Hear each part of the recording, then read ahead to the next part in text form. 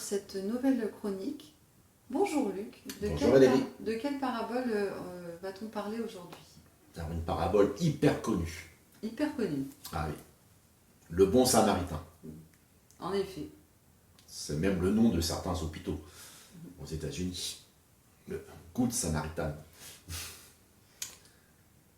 Un docteur de la loi se leva et dit à Jésus, pour l'éprouver, « Maître, que dois-je faire pour hériter la vie éternelle ?» Jésus lui dit, « Qu'est-il écrit dans la loi? Qui lis-tu » Il répondit, « Tu aimeras le Seigneur ton Dieu de tout ton cœur, de toute ton âme, de toute ta force, et de toute ta pensée, et ton prochain comme toi-même. » Tu as bien répondu, lui dit Jésus. Fais cela, et tu vivras. Alors la situation, c'est un universitaire, un docteur de la loi, veut vérifier si Jésus a son diplôme. Et lui pose une question rhétorique. Il veut éprouver Jésus et non apprendre de lui. C'est ça qu'il faut bien saisir, c'est pour éprouver Jésus. Pour voir, en fait, il a un doute. Alors, on dit que Jésus est un grand rabbin. C'est une figure montante. Qu'en est-il réellement? Donc, il lui pose cette question. Mais Jésus, lui, va éprouver l'homme en lui retournant sa question. Quelle intelligence as-tu du texte? Pas seulement qu'est-il écrit dans la loi. Il va mettre en pratique, en fait, c'est ça. Alors ça c'est l'injonction qu'il va lui faire. Oui. Fais cela et tu vivras. Ça, c'est l'injonction. Mais avant, il y a ce jeu entre l'écrit et le lu. Qu'est-il écrit? Comme on dit aujourd'hui, c'est objectif. Qu'est-il écrit? Qui lis-tu? Comment est-ce que tu l'interprètes? Comment ça résonne en toi? Et entre ce qui est écrit et la manière dont on le lit, il peut y avoir parfois un écart immense. Mais cet homme peut dire qu'il a bien lu, puisque Jésus lui dit, tu as bien répondu. Tu as bien répondu, il a bien fait une bonne synthèse de tout ce que dit la loi de Moïse. Et ce qui peut permettre, même s'il y a d'autres textes qui disent que ce n'est pas suffisant, d'hériter la vie éternelle. Mais on va dire, c'est sur la bonne voie. C'est sur la bonne voie, tu as bien répondu. Mais justement, comme tu dis, il y a cette demande de mise en pratique. Fais cela et tu vivras. Donc Jésus quitte le terrain scolaire pour aller à la pratique. Et Jésus répond par un appel à l'obéissance. Mais lui, voulant se justifier, dit à Jésus, « Et qui est mon prochain ?» Jésus reprit la parole et dit, « Un homme descendait de Jérusalem à Jéricho. Il tomba au milieu des brigands, qui le dépouillèrent, le chargèrent de coups, et s'en allèrent, le laissant à demi-mort. Un sacrificateur qui fortuitement descendait par le même chemin, ayant vu cet homme, passa outre. Un lévite qui arriva aussi dans ce lieu, l'ayant vu, passa outre. Mais un samaritain qui voyageait, étant venu là, fut ému de compassion. Et lorsqu'il le vit, il s'approcha et banda ses plaies, en y versant de l'huile et du vin. Puis il le mit sur sa propre monture, le conduisit à une hôtellerie, et prit soin de lui. Le lendemain, il tira 2 deniers, les donna à l'hôte, et dit, « Aie soin de lui, et ce que tu dépenseras de plus, je te le rendrai à mon retour. » Et Jésus pose la question au docteur de la loi, « Lequel de ces 3 te semble avoir été le prochain de celui qui était tombé au milieu des brigands? C'est celui qui a exercé la miséricorde envers lui, » répondit le docteur de la loi. Et Jésus lui dit, va, et toi, fais de même. Alors Jésus choisit trois figures. La figure du sacrificateur ou du prêtre. Alors, le prêtre a une fonction, il a la charge de l'amour d'Israël envers Dieu.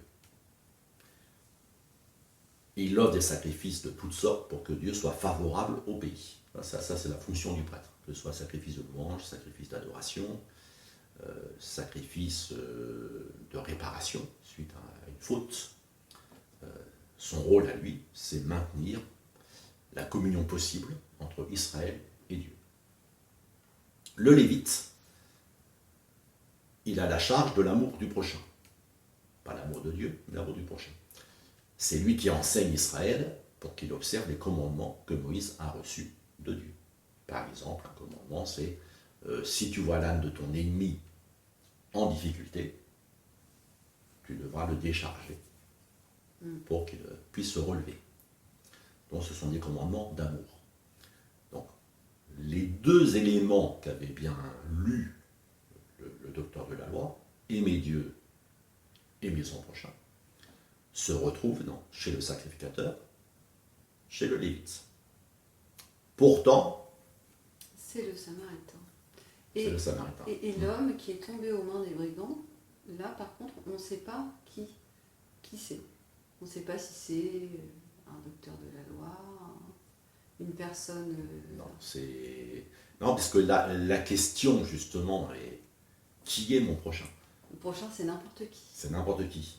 Alors, on pourrait dire n'importe qui, c'est Mais lui, quand il dit... celui qui est proche déjà géographiquement. Mais lui, quand il dit qui est mon prochain, ça veut dire que dans sa tête, est-ce qu'il n'y a pas déjà est-ce que lui ne fait pas déjà une distinction? S'il pose la question qui est mon prochain, ça veut dire que potentiellement tout le monde n'est pas mon prochain alors. C'est vrai que la difficulté, si c'est mon ennemi, est-ce que c'est mon prochain? Si c'est quelqu'un qui a une mauvaise vie, critiquable, et là, Jéricho, on va dire c'est la ville du péché. Jérusalem, c'est la ville, on a un chant qui dit « Je veux monter sur la montagne », c'est là que l'on rencontre Dieu. Jérusalem, c'est la ville des gens pieux, on va dire. Un homme qui descend de Jérusalem à Jéricho, déjà la façon de le dire, bon, il va dans les bas-fonds, quoi. Il va dans les bas-fonds. Alors, après tout ce qui lui arrive, voilà. Il a peut-être bien cherché. C'est ça.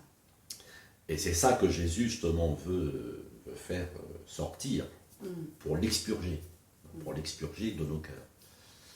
Et le Samaritain n'a aucune charge. Mais peut-être il a lu le psaume. Ô Dieu, des orgueilleux se sont élevés contre moi. Une troupe d'hommes violents en veulent à ma vie. Ils ne portent pas leurs pensées sur toi.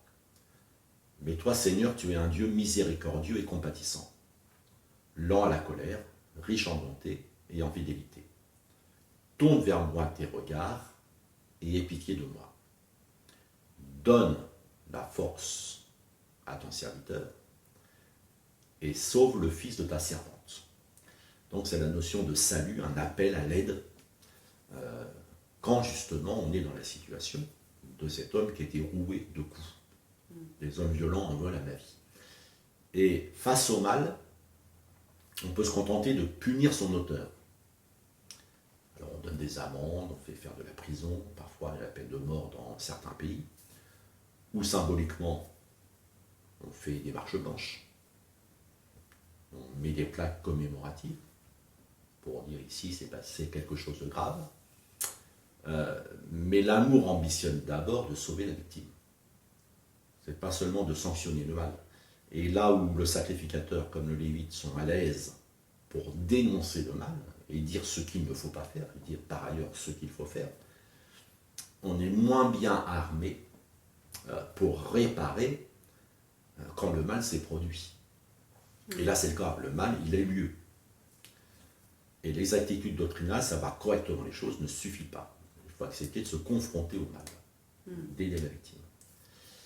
Et des hommes de bien, Jésus est le Samaritain, c'est Jésus. Oui. C'est lui le modèle, le Fils de l'homme, le Sauveur. Quiconque le suit est un homme de bien, ou une femme de bien. Va, et toi fais de même. Des églises. L'hôtellerie, elle a reçu 2 deniers. Alors les pères de l'Église ont reconnu dans ces 2 deniers l'Ancien Testament et le Nouveau Testament. Mais il y a aussi le Saint-Esprit qui nous donne la force d'aimer, jusqu'à ce que Jésus revienne. Voilà ce que l'Église a reçu. Et l'hôtellerie, c'est dire tout seul, je ne peux pas aider les autres à moi tout seul. Mais c'est bien qu'il y ait des associations de bienfaisance, des églises qui accueillent, voilà. Et on s'associe pour le bien. On s'associe pour le bien. Et puis, outre la parole de Dieu, l'Église est dotée de l'huile et du vin. L'huile, c'est adoucir les plaies. Et puis le vin, c'est un antiseptique. C'est pour ça qu'il met sur la plaie de l'huile et du vin. Et pour apaiser les douleurs, c'est la consolation que donne le Saint-Esprit. Il y a toutes sortes de personnes qui sont chargées de traumatismes, de dépression, mais c'est l'Esprit de Dieu qui console. Et c'est là qu'il faut savoir prier aussi et demander l'intervention du Saint-Esprit. Et le vin évite l'infection. Le sang de Jésus nous purifie de tout péché. Et le sang de Jésus, quand nous acceptons de l'appliquer à ceux qui nous ont fait souffrir, quand nous pardonnons, il nous garde de l'amertume, la rancune, la haine. Mais surtout, Jésus donc inverse la notion de prochain. Ce n'est pas qui est mon prochain, mais de qui toi es-tu le prochain. Et de qui acceptes-tu d'être le prochain. Et c'est là que Jésus nous engage. Est-ce que je vais être le prochain d'un alcoolique? Est-ce que je vais être le prochain d'un drogué? Est-ce que je vais être le prochain de quelqu'un qui est dans la détresse financière? Est-ce que je vais être le prochain de quelqu'un qui est malade en allant le visiter ou en priant pour lui, pour sa guérison? De qui est-ce que j'accepte d'être le prochain? C'est ça la vraie question. Est-ce que je dois choisir? Est-ce que je peux choisir? C'est surtout ça. Il faut que j'accepte que les circonstances conduites par Dieu choisissent pour moi. Merci Luc. Eh bien, au revoir et à bientôt pour une nouvelle chronique.